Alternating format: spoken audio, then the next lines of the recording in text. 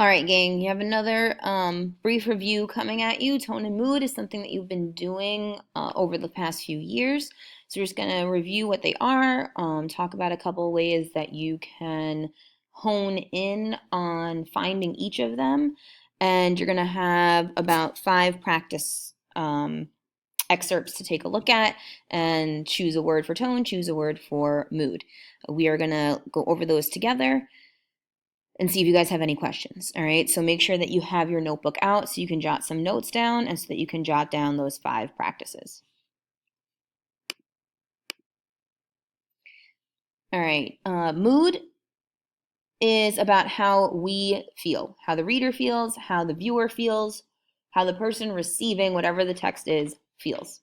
It is generated by what the author is writing, by their words that they choose, and things like that. If we're viewers of a movie, it's generated by the music, by the clothes that the actors and actresses are wearing, by their facial expressions, by the lighting and that kind of thing. So just again, a reminder, make sure you are jotting down notes. You don't have to write down every single thing. You need to write down the most important things, the things that you may or may not have remembered. Okay? So pause if you need to. Here are just a few words that describe mood. You can come back to this list when you're working on your practice. You could jot this list down in your notes if you wanted to so that you had something to refer to when you're trying to decide what the tone and mood of some of the things that we're going to read is. As you know, tone and mood are very similar. They are often confused. The important thing to remember is that tone is about the author's attitude, how the author feels about the characters or the situation that they're in. Mood, how we feel, the reader, the viewer. Tone, how the author feels. Tone and mood can change throughout a work, or it can remain the same. Here's another list, words that describe tone. Again, you might want to jot them down so that you have something to refer back to, so you're not trying to just think of things from thin air.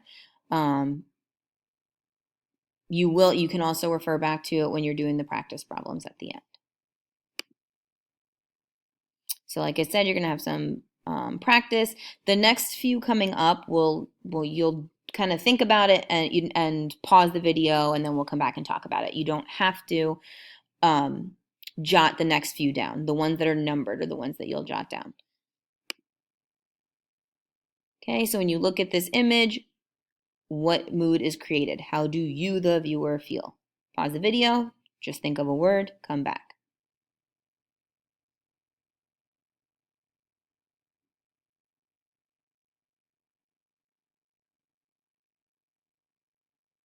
So some words that you might say, especially if you're looking back at your list: frightening, gloomy, mysterious. Okay. Take a close look. Pause it again. Go back to your list if you want to. Some words that you might use to describe the mood, especially from your list: happy, joyful, fanciful. Okay, look at the colors. It's bright. You can see that there's sun shining. The people are smiling. They have their hands up. They're in the air. Okay.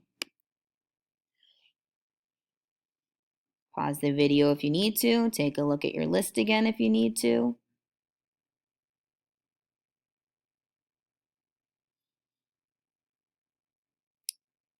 The child has his head down. He has his hands on his head.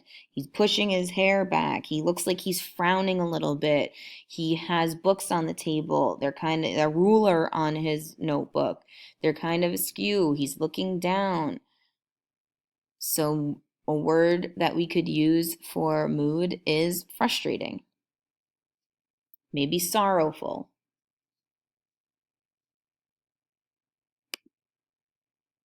Okay, in the next few slides, you have a few videos.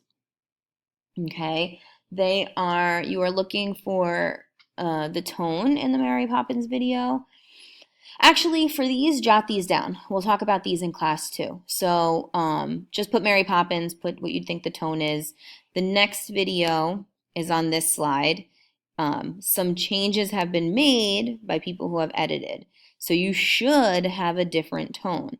So make note of that different tone and what made it different this time. Okay, so play those two videos, pause when you need to, then come back. Again, make sure you jot the tone down for each. Same thing here. So you have a clip of Frozen, which is from the movie. It's an original clip. And then you have an edited version. So again, just write down Frozen, jot down what you think the tone is, jot down what you think the tone is for the edited version and why that tone changed. What about the edited version made the tone different? What's tone again? It's tone about us or about the author? It's about the author.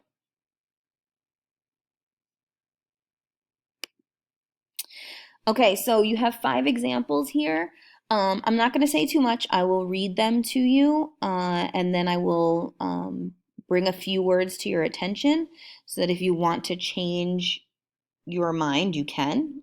There's nothing that says that whatever you write down first, you have to keep there. You can change your mind if you want to. But for these, please number them. So just do 1 through 5.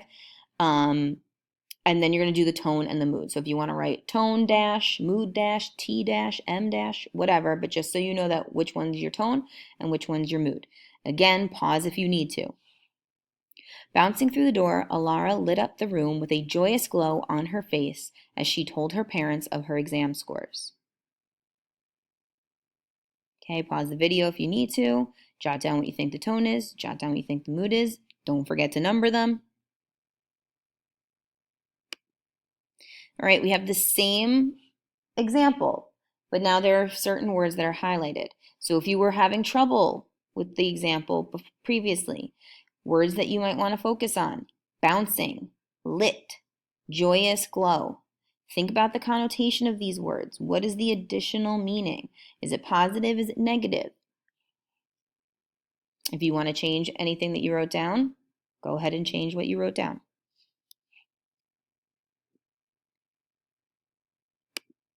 Okay, number 2. She huddled in the corner, clutching her tattered blanket and shaking convulsively as she feverishly searched the room for the unknown dangers that awaited her. So this time around, look for some keywords.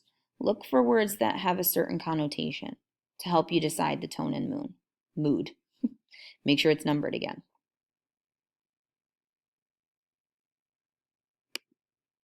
Okay, words that you probably focused on, or that if you weren't sure to focus on what to focus on them now. Huddled, clutching, tattered, shaking convulsively, feverishly searched, unknown dangers. Take a minute, pause if you need to, make changes if you need to.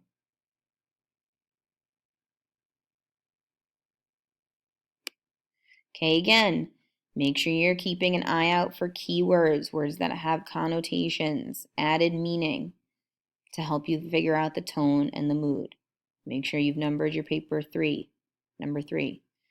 Bursting through the door, the flustered mother screamed uncontrollably at the innocent teacher who gave her child an F.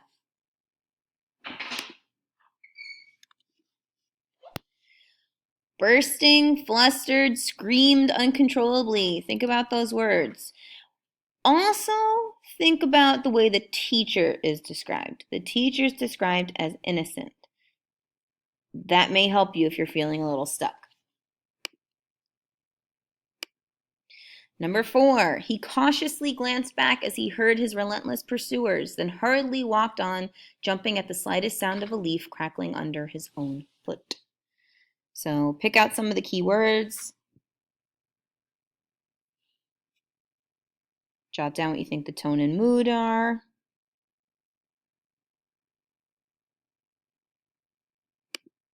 Okay, if you were stuck, click that title. If you were stuck or you aren't feeling unsure, words that you might want to think about: cautiously, relentless, hurriedly, jumping, slightest sound, crackling. And last but not least, and we are not giving you the keywords for this one, so you need to think about them as you go through. The laughing wind skipped through the village, teasing trees until they danced with anger and cajoling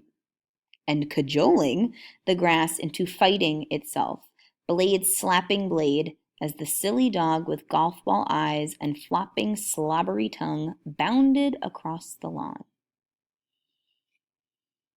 All right, so come in with questions tomorrow. We'll go over 1 through 5. We'll talk about the videos and what made them different. But if you had anything that you had questions on, if you were stuck on anything, if you're just feeling confused, jot down a couple questions so we can talk about it tomorrow.